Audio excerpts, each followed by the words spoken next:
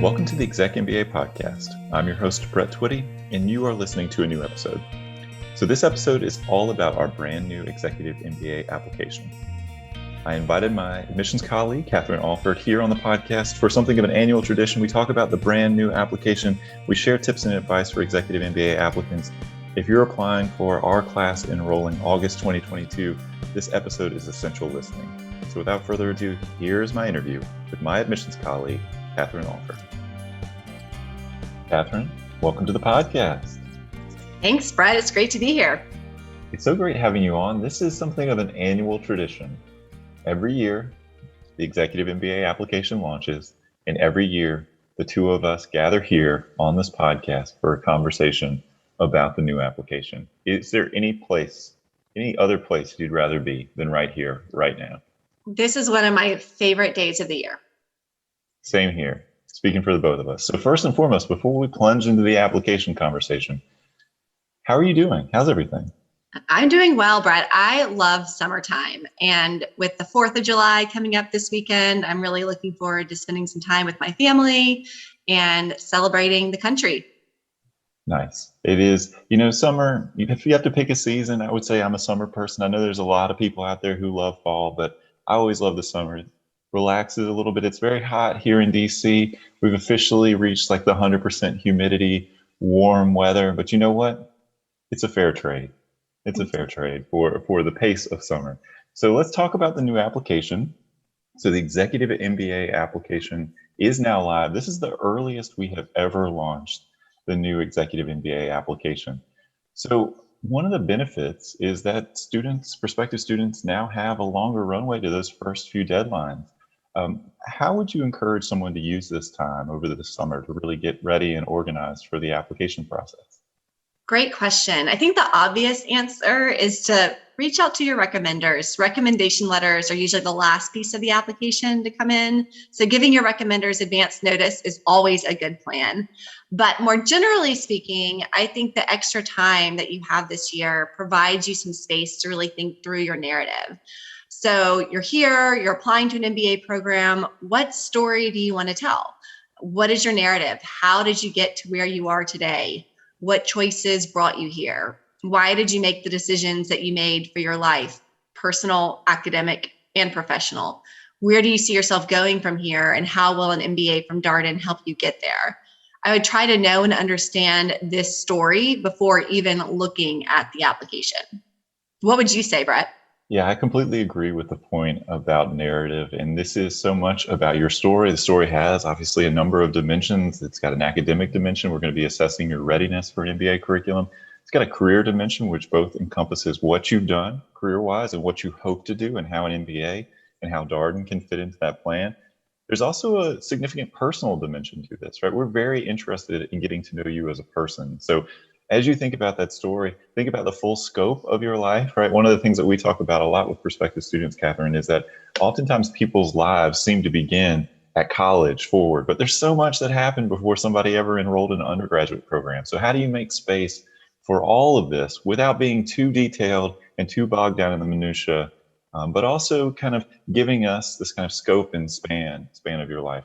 Any thoughts related to that? Yeah, I think that you're speaking to the benefit of having a little bit more time to reflect on these things, because we don't usually take time during the day to reflect on where we grew up in our childhood and how that has influenced who we are today. And the strongest applications to MBA programs are from those who have done that work, who have really thought about how their early year experiences are weaved into their current day situations. Well, the reality is you could probably fill out our application in a day or two of focused work. But if you can give yourself more time to kind of think about your story and how your story maps onto the parts of the application, of course, you're not going to be able to share everything about yourself in that application. It's an initial introduction to who you are. So this is where it's also important to think about prioritizing what you want to share. What's most important to you to convey in that initial introduction in the application, and recognize there's also potentially an interview in your future. So interviews in the Executive MBA program are by invitation only, but they're conversations. It's a 30-minute or so conversation, a chance for you to give more depth to the information that you've shared in the application to complement and supplement that information. And so you also want to keep in mind these two parts of the application process. So again, the application as an initial introduction, what's most important to share. And I really appreciated your point about sort of getting organized early. And one of the things that I've talked with some of the other members of our team about is starting with your target deadline and working backwards, right? So thinking about the deadline you're trying to meet, we offer monthly deadlines, and kind of working back and thinking about what the most time intensive parts of the application or application process might be.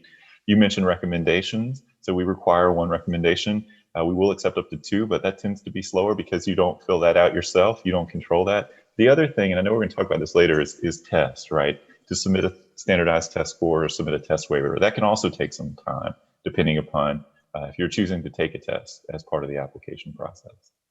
Yeah, no, I think that's good advice. Really think about testing and recommendation letters when you have this extra time. The other thing I think that comes up is all the materials that you will need to gather as part of this process, right? So one of the things that's true is we're going to ask you for unofficial transcripts for all degree-related coursework. It may be a while since you collected some of that information. So going to registrar websites, downloading your transcript or requesting your transcript again, unofficial transcripts are just fine. That's a transcript that's been issued directly to you, but that can take a little bit of legwork. So before you even get cracking on the application, take some of these steps, as Katherine noted, thinking about your story, but also just getting organized. It's gonna pay dividends down the road. So we offer monthly deadlines. I mentioned that previously. First deadlines in August. We'll go until the class fills. At least if you look at our website right now, we have plans to accept applications through April of 2022. How do you encourage people to think about the timing of their application, Katherine? Sure. Well, it goes without saying that in August, and in that round, every seat is open and every scholarship dollar is available. As the rounds unfold, we do not have as many seats to fill or as much scholarship money to award.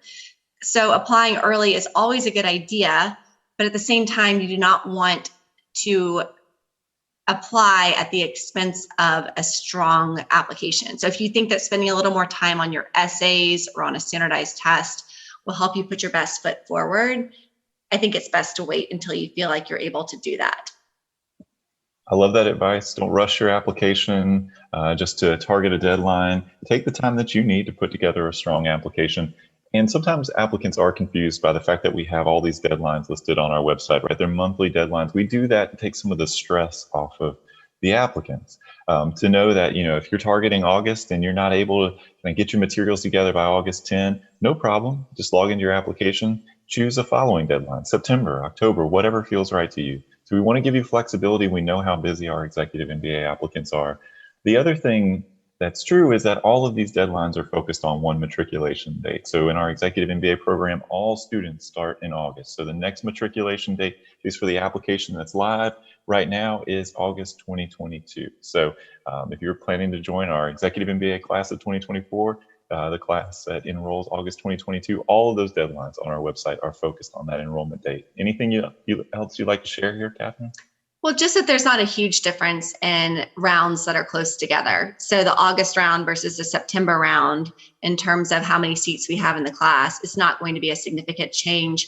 Brett, when do you think that the rounds really start filling up and we have to really be careful and pay attention to selectivity? That's a great point. And as you mentioned, as we go through each round, we'll extend offers of admission. We don't have a set number of offers we plan to make in each round. We don't have a set number of scholarship awards we plan to make in each round. We're really reacting to the pool of people who've applied, the strength of that pool. And so as we extend those offers, some of those offers will be accepted. And so as we progress through that period of time, the class will start to fill up and take shape. In my opinion, it's not until some of the later deadlines, so in the deadlines as structured on our website, maybe March, April, where things start to really tighten up, maybe February too. But most people applying to our program will apply sometime between September, October, and probably March. But if you can apply earlier, in addition to we have the maximum seats available in the class, we have more scholarship money available in the class. There's also a personal benefit to applying earlier. You get an answer sooner. It's about 3 weeks from application deadline to decision release in our Executive MBA application process, which can be helpful to you not only in knowing whether Darden is an option for you, but also getting all the people in your life organized around the idea that you're going to be going back to school and the nature of that time commitment commitment. Any tips or suggestions here, Catherine, as to how people might approach these conversations? Yeah, I think it's really important to make sure you're talking about this decision with all of the people in your life, from your family to your colleagues, looking at the academic calendar, seeing when you're going to be occupied with school and when you'll have time to spend with other people, and going ahead and securing dates on the calendar for your personal life and your professional life, realizing that time is your greatest asset, and that is what you will have a smaller amount of when you're in this program. So have those conversations early. Often bring these people into your decision-making process, even prior to applying. Bring them into the why MBA conversation. Why do you want to take this step? Why are you interested in Darden? These are important conversations. And if you listen to our podcast, which obviously you're checking out this episode, check out some of the student conversations, because we talk a lot about time management. How do you do this program? How are you juggling all these things in your life? And how did you have those conversations with the people in your life, not only as you were embarking upon this journey, but as you've been in the program, in the flow of the program? Is it something that you talk about regularly? Spoiler alert, you will find that students are having those conversations with the people in their life regularly. Typically every quarter, when you get new classes, every couple of months, sit down, look at the calendar, what's coming up personally, what's coming up professionally, what do you have school-wise? Are these going to be challenging courses for you? All really important conversations. Mm-hmm. So Catherine, one of the things that we say often in the admissions world is that, at least here at Darden, the review process is holistic. And I know for prospective students, this can get a little old, because everybody's talking about a holistic review. And what exactly do we mean by a holistic review? To you, when you talk with prospective students about the nature of our review being holistic, what do you say? What do you share? Yeah, so when we talk about an application being holistic, we are saying that rather than prioritizing a particular piece of your application, like your undergraduate transcript and record, your resume, or your test scores, we review each applicant as a whole person with different dimensions that span academic preparation, professional experience, and personal interest. So we want to see a little bit of everything. And as a result, we encourage candidates to be sure to show us multi-dimensions to who they are. It's a great point. And circling back to your earlier point about focus on your narrative, your story. As you're thinking about telling your story, this is where thinking about the holistic review, how we're going to engage with your materials, and think about all that you share in your application, right? It all matters. That's the great thing about the application process. It's also the challenging thing about the application process, that everything matters. The other thing I think that's worth thinking about is, if you can be objective about your candidacy. It's easier to say that on a podcast. It's harder to do that sort of objectivity, taking a step back, thinking about what are the strengths of my application, of my candidacy. What are those areas that are still within my control right now that I can focus on strengthening? I think that's important work. What do you think about that, Catherine? Yeah, no, absolutely. I mean, if you feel like someone was reviewing your application objectively and might have some questions around a certain part of your application, whether for your academic aptitude, your professional experience, et cetera, I would focus on trying to strengthen those areas and being clear about your ability to excel in those areas through your application. Well, one of the things we've started to talk about here is academic readiness and preparation for an MBA curriculum. Now, let me begin by saying there's a lot of different ways for an applicant to demonstrate this readiness through the application process. It can be through undergraduate coursework, graduate coursework, professional certifications, additional non-degree related coursework, what you do day in, day out at your job, and what you've done over the course of your career, to the extent that those roles, responsibilities have been quantitative and analytical in nature. There's also standardized tests. And so when it comes to standardized tests, Executive MBA applicants have two options. They can choose to submit a standardized test score with their materials, and we accept a number of standardized tests in our Executive MBA application process: the executive assessment, GMAT, GRE, MCAT, LSAT. The other option is to submit a test waiver request with your materials. Catherine, when you talk with folks about standardized tests, I want to kind of stick with standardized tests for a second. What are the benefits potentially of having a standardized test score as part of your application materials? Yeah, well, at the end of the day, well, at the beginning of the day too, Darden is an academic institution. So you're coming to get a degree. And on the admissions committee, we want to feel confident that you can handle the academic rigor of the classroom environment. So if you do not feel that your undergraduate transcript from 10 plus years ago is a strong reflection of the type of student that you are today, a standardized test can provide the admissions committee with an additional and more recent data point that indicates you are ready for this learning environment. And another point is that it can also be helpful when trying to compete for the small merit-based scholarship awards that we're able to give out. That's right. So there's a strategic consideration here, and you want to think about the different parts of the application process. So we talked about the application review and sort of the holistic nature of that review. The scholarship process is different. We are typically focused on indicators of merit. Those indicators can include undergraduate coursework, graduate coursework, professional certifications, career trajectory, but also standardized test score. And there are some applicants who would say, you know what, a scholarship award is going to be a really important part of my MBA program decision. And it's going to have a lot of influence over where I choose to go. And I want to make sure that I give the scholarship committee as much information to consider when making those awards. It's not to say you can't receive a scholarship award after being granted a test waiver, but nevertheless, this is the strategic element of the application process and kind of thinking about potentially expanding the set of data that's available to the scholarship committee when making scholarship awards. The other thing, and coming back to that point about sort of thinking objectively about your background, it's worth sort of laying out all those pieces of information that I mentioned earlier when we talk about academic readiness and our assessment of your academic preparation for an MBA curriculum. Think about your undergraduate coursework. Did you go to grad school? About a third of our Executive MBA students have gone to a graduate program prior to enrolling at Darden. Do you have professional certifications? Do you have additional non-degree related coursework that you've been doing? Coursera, for example, MOOCs, MBA math. We occasionally see students who have done Harvard core online. Do you have things like that to marshal? And of course, what you've done professionally in your career. When you think about the balance of those things, do you think you would benefit from having the more recent data point that a test score can provide? To Katherine's point, right? It's a snapshot of where you are right now. The executive assessment is the most popular test for our executive MBA applicants. Katherine, why do you think that is? I think that it's the most popular test because, well, first of all, it was designed for busy working professionals. So it's 90 minutes in length as opposed to a GMAT or GRE exam, which is closer to 3 hours. It is, again, designed for people who don't have as much time to commit to preparing and studying for these exams. So I would say that while the GMAT or GRE, you need to study about 100 hours, the executive assessment is closer to about 20, 25 hours of prep time. Yeah, so a 40 question, 90-minute test for most applicants, as you note, somewhere between 20 to 30 hours of preparation. It was designed initially with executive MBA applicants in mind. It's now accepted a number of programs, specialized master's part-time MBA programs, full-time MBA programs.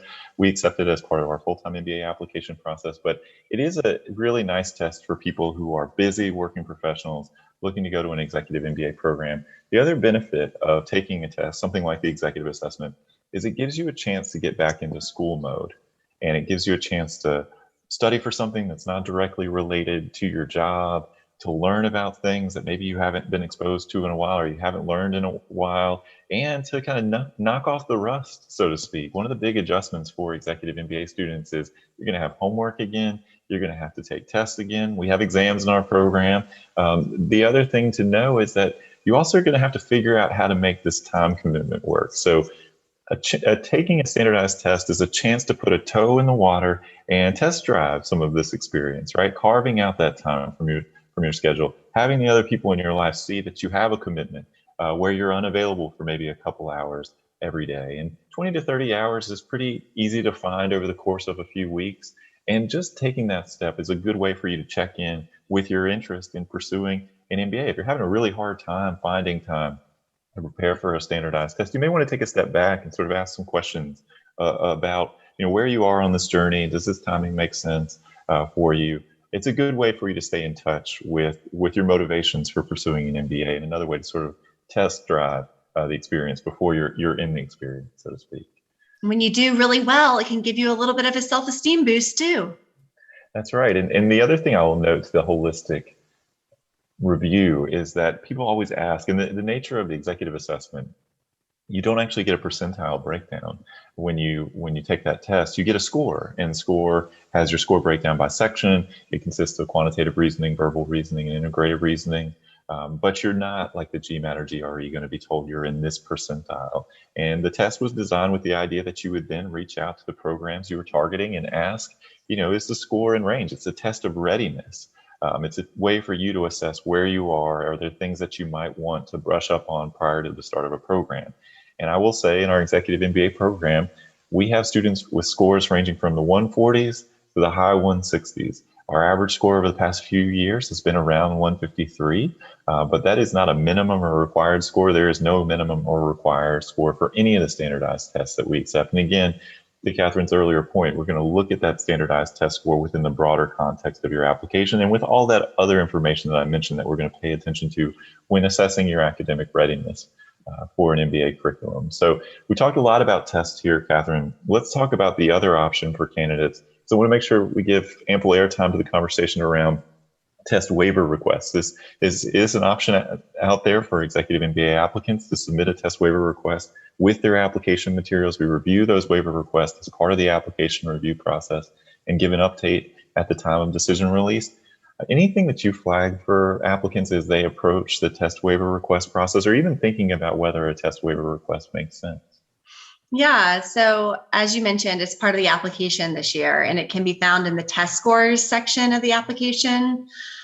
For those who are requesting a waiver, you're going to be asked to highlight any aspects of your educational or professional background that you feel are relevant to the committee's decision to waive a test requirement. So when you're thinking about a waiver request, know that the committee is going to pay particular attention to your prior coursework, both degree related and non-degree related. So if you've taken some classes on Coursera, et cetera, we pay attention to that as well. We'll be looking at advanced degrees that you have, professional certifications, CFA, CPA, things of that nature, and your work responsibilities. Some people have pretty quantitatively rigorous jobs, and so we'll be looking at that as well.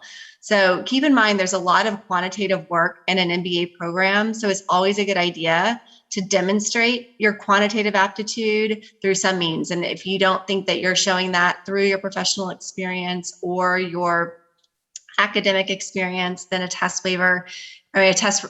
is usually a good idea. If you do feel like you've demonstrated those aptitudes pretty readily through other areas of your application, then the waiver might be the best choice for you.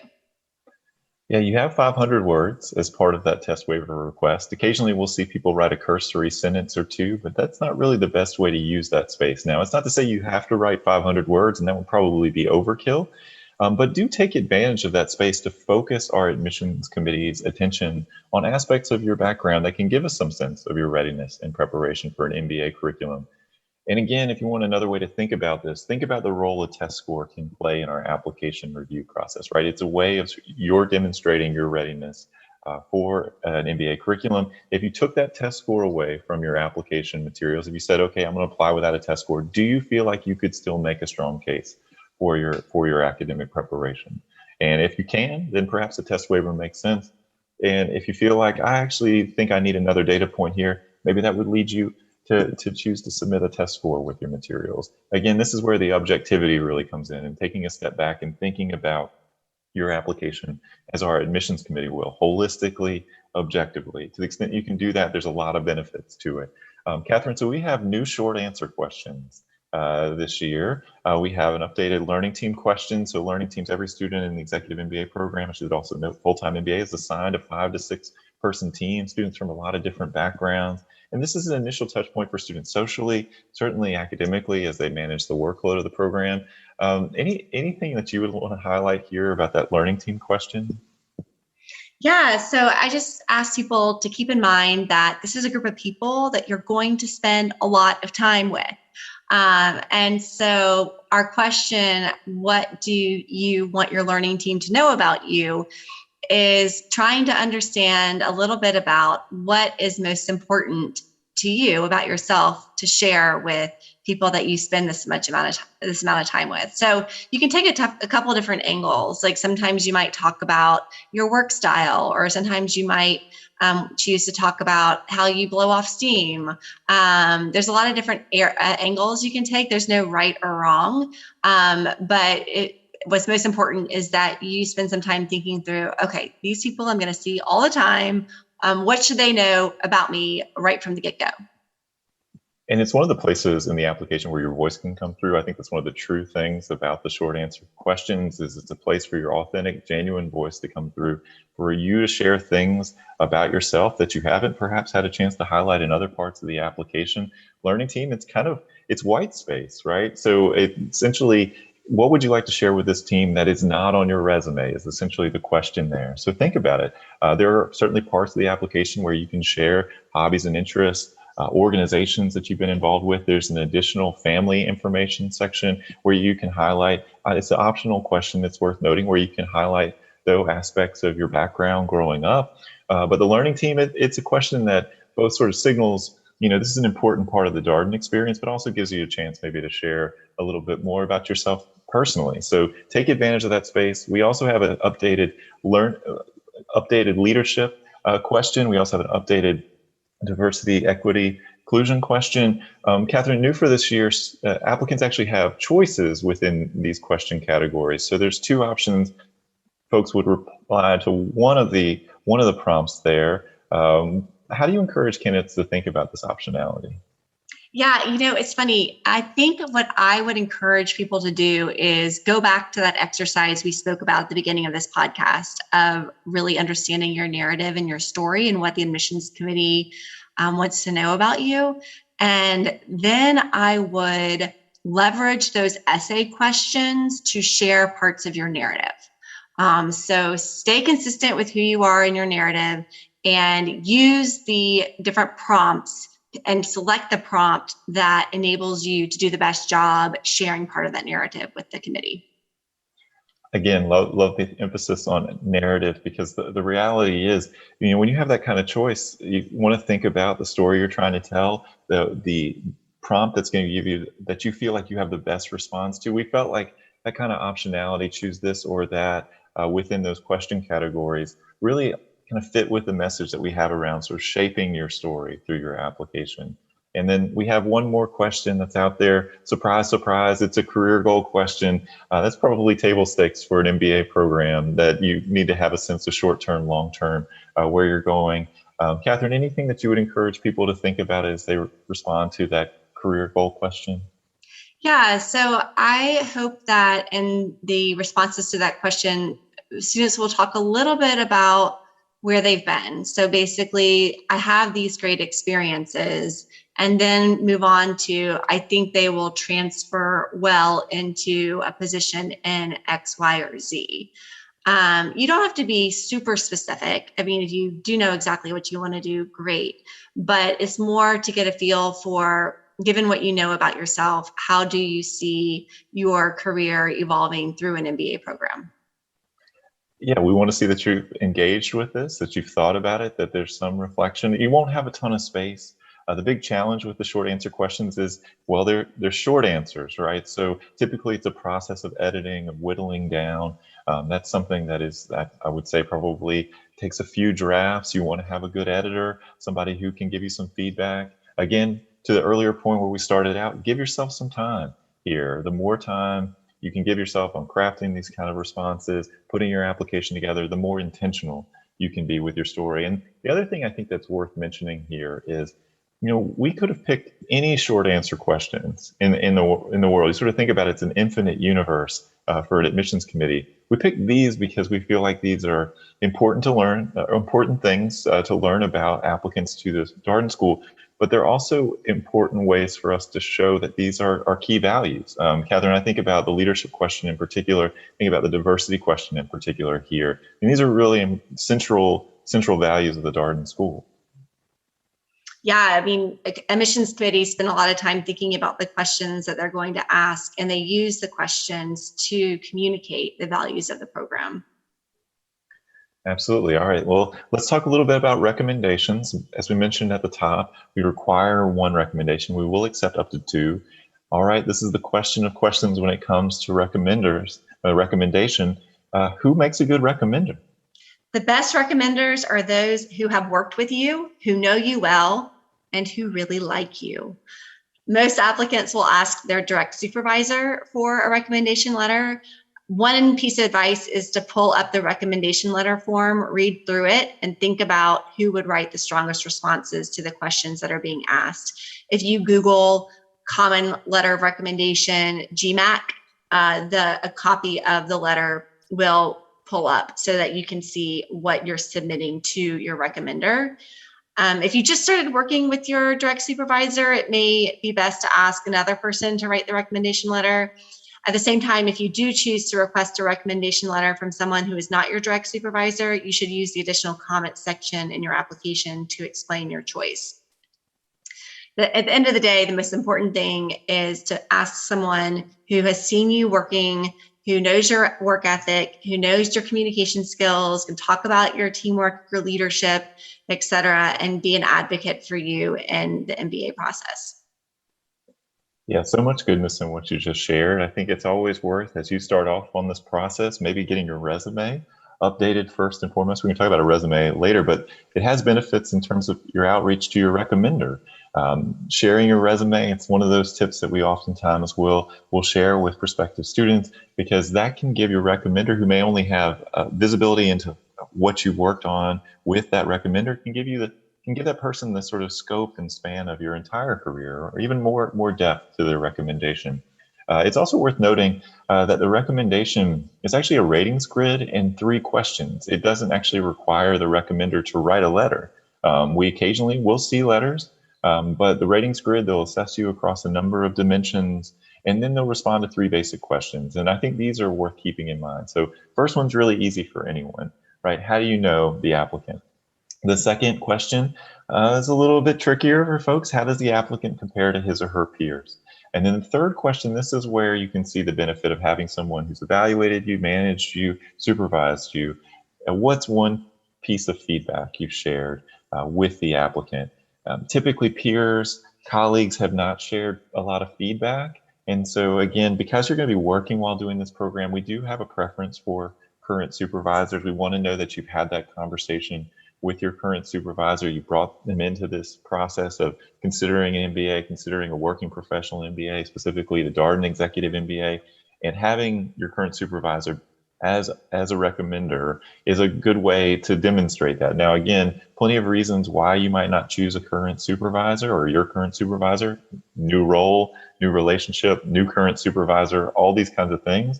And to Catherine's point, if you choose someone other than your current supervisor, take advantage of the additional comments section to help us understand a little bit more about your recommender choice. Any additional recommendation related tips, Catherine? I think it's obviously important to have a conversation with your recommender before you ask them to write a recommendation letter and explain your reasons for pursuing an MBA, specifically why you're interested in UVA Darden's MBA program. And it doesn't hurt to also share some of your accomplishments that you're hoping they can touch on, because your accomplishments may not be as top of mind for a recommender as they are for you. And I've always think that recommenders appreciate just reminders of things they can comment on in their letters of recommendation. Well, let's talk about resumes here. We're taking right through the application. So if you're listening along, you're playing along at home, hopefully you're sort of getting a sense of what's required as part of the application process. So we do require a resume. Catherine, we get a lot of questions about resume length. People seem to worry, and I think this comes from different conversations applicants may have with other programs, may worry that their resume is too long or not long enough. Any advice that you share with folks as they think about the length of their resume? We aren't very particular with the length of the resume. I think the general rule of thumb is that if you have less than 10 years of work experience, then your resume should be capped at 1 page. But for students who have more experience, it's not uncommon to see resumes extend to 2, maybe 3 pages. Keep in mind you're applying for a leadership and a management program. And so those are the things that we're really paying attention to on your resume. It's not necessary to list every job responsibility you've ever had through the duration of your career. The resume is more a place for you to focus on your accomplishments and your achievements as opposed to everything you've ever done. And also keep in mind that Brett and I have been in higher education for a long time. And so if you have a jargon that's very specific to a particular industry, it may be lost upon the resume readers. So the resume you'll submit to business school would not be the type of resume you would submit to like a highly technical role, for example. So just kind of think about your audience as you're putting together your resume. I like to keep one resume that's really long that has everything I've ever done on it. And then I have other resumes that I specifically craft out for opportunities that I'm applying for.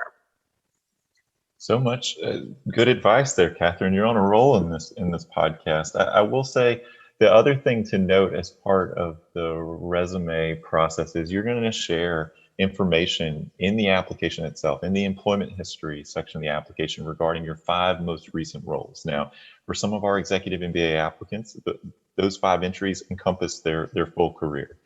For other Executive MBA applicants, those 5 entries do not encompass their full career. And so the resume doesn't have to be duplicative of the information that's shared in the employment history section of the application. In fact, these should be complementary, supplementary. The resume then becomes an opportunity for you to, as Catherine noted, to highlight leadership, impact, to quantify your results. It also can be an opportunity for you to share a little bit of personality. I know this is not how we typically think about resumes when we're applying for jobs, but we've seen everything from books that people are reading, podcasts they're listening to, countries they've visited, languages they speak. The list goes on. So remember, there's different parts of the application where your personality can really come through. Probably harder to do that in some of the sections of the application where you're just providing information. For example, the employment history section is a good example, but a resume, that's a chance for a little bit of that personality to come through. Any final tips regarding resumes before we move on, Catherine? Yeah, just the basics of proofreading, making sure there are no typos, that everything logically flows. You don't want your resume to be too busy. You want it to be a clean and a neat page. And just to give a snapshot of who you are, where you've been, and where you've been. Yeah, I think it's a great point because I always, we see a lot of heavily formatted resumes, and sometimes they can get a little tricky with how the PDF uploads into the system. So make sure everything looks all right. I think my number 1 tip on all of this is give yourself some time. Don't be rushing. And so when you finish your application, actually step away from it for a little while and then come back to it, fresh eyes, where you're not sort of rushing and trying to move quickly. I think you'll always catch some of those typos. You may catch some things that look a little irregular, and you'll ensure that you're putting forward the cleanest, neatest possible application. All right, let's talk about additional comments. There is a section at the end of the application where it basically is anything else you'd like to share. It's 250-word text box. Applicants can use this in different ways. What are your tips, piece of advice that you typically share when it comes to additional comments? Well, first of all, it's optional, so it's not a requirement. If you have nothing else to add, do not feel like you need to fill out that portion of the application. But it's there to be an opportunity for candidates to share with the AdCom anything they feel the committee may have questions about. And I see 3 common uses for this space. And the first one would be to share a gap in employment. If you have a span on your resume where you have been unemployed for, I don't know, like 3, 4, 5 months or more, please use the resume or the additional comment section to explain what was going on during that time and how you were spending your time. If you have a grade or a semester of grades that are an outlier in your performance, you may want to explain any external circumstances that were going on at the time that the committee would have no way of knowing unless you were to share that information. And lastly, it's a good idea to use this space anytime you ask someone to write your recommendation letter that is not a direct supervisor. All common things that we see, but just also things that are good to provide a little bit more explanation around.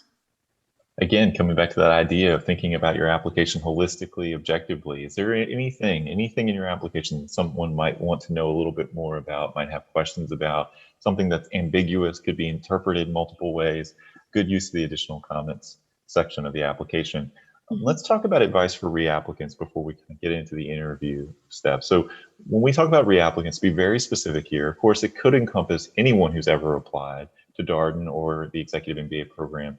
But for the purposes of this conversation, let's just talk about reapplicants in the sense of you applied in the prior cycle, so the 2020, 2021 cycle. Any tips for people who applied previously in the prior year?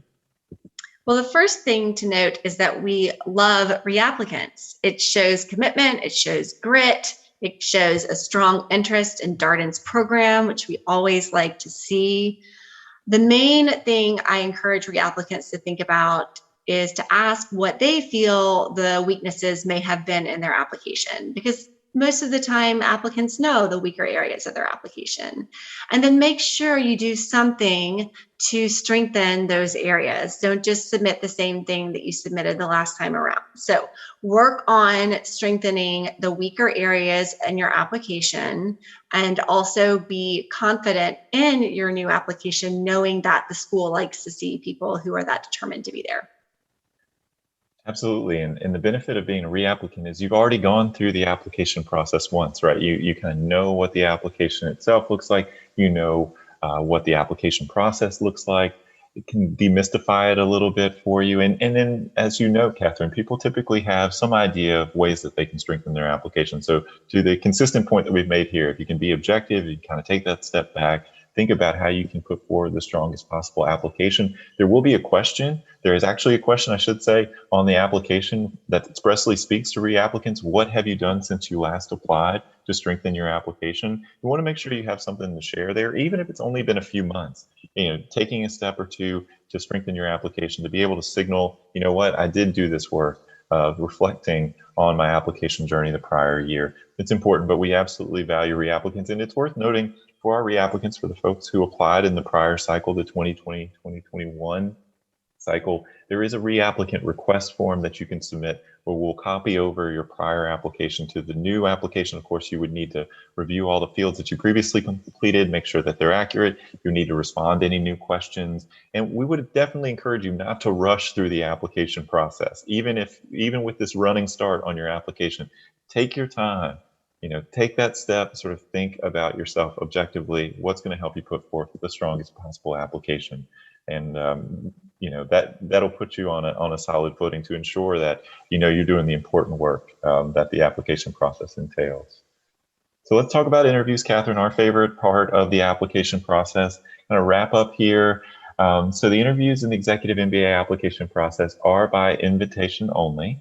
So they are after you submitted your application. There's a review that happens to determine if you'll be invited to interview. That is a positive step in the process. It means that you're being considered for an offer of admission. An interview is required to receive an offer of admission. And it's worth noting you can receive that interview invitation anytime up until the decision release date for the round in question. So with all of that as prologue, what are your favorite interview tips that you share with prospective students? Yeah, so as you mentioned, this is our favorite part of the application process. It's where we get to hear your story the way you choose to tell it. So my advice would be to show up for the interview ready to walk us through your life story. And we've talked about this earlier today on the podcast, but who are you? What have you done? Why have you done the things you've done? Be prepared to share examples of your teamwork style, your leadership style, but most importantly, be prepared to explain why you have done the things that you have done. We are looking for people who have done a lot of different things, and what you've done is not as important to us as the why behind the what. So you also want to make sure you're ready to share your reason for applying to Darden as opposed to another MBA program. Are you excited about us as much as we're excited about you? Bring your Darden love to the interview and try to look beyond the school's reputation and the location. Show that you've done a little bit of research and are genuinely excited about the unique aspects of Darden's program. And then the last piece of advice is that these interviews are conversational in nature. So be ready to engage in conversation with your interviewer and to leverage this as an opportunity for you to learn more about the school, just as we are looking to learn more about you. What would you say, Brett? Yeah, again, it's all about narrative. I think there's a tendency for people to say, I did this, and I did this, and I did this, and I did this. And if you can take a step back from that and say, well, how do you put those things together into a story? And that story will really come together and become particularly vibrant for your interviewer when you start sharing, as you noted, Katherine, the why. That brings depth to your story. It gives us a sense of your values, how you think about the world, how you see things, what's important to you. All of that matters a lot because you're going to bring all of that with you to the classroom. You may know that Darden is a participatory learning experience, right? So it's case method, high engagement classroom. And so we are interested in getting to know the full you. The interview process is absolutely a chance for you to, over the course of about 30 minutes or so, tell your full story. So practice, practice, practice. Particularly, if you are not used to this kind of conversational interview. A lot of people are used to behavioral interviews where you get a lot of very pointed questions about, tell me about a time when, or tell me what your greatest strength is, what's your greatest weakness. That will not be this interview. The other thing that's worth noting is we're going to ask you a question, or your interviewer is going to want to hear about something that you haven't had a chance to share about in the application itself, specifically why Darden. Right? We don't ask that in the application because we want to hear about you, but it is also important for us to understand what about Darden specifically resonates with you. But again, think about that overarching narrative. It should be a story. So think about what would make a story compelling to you, and kind of the more you can practice this, I think ultimately the sharper you'll be, because 30 minutes is not a lot of time. It moves very, very quickly. And you also want to leave some time for questions, actually talk with your interviewer. The interviews in the Executive MBA process are conducted by Executive MBA Admissions Committee members. And so that's who you'll be talking with. And so it's a great place for you to ask questions, to learn a little bit more about the program, all of that. Easily our most favorite part of the application process. And I will note, Katherine, I think it's worth noting for folks here that after the interviewer will write up the conversation. It'll become part of the application. It'll be part of what the admissions committee reviews.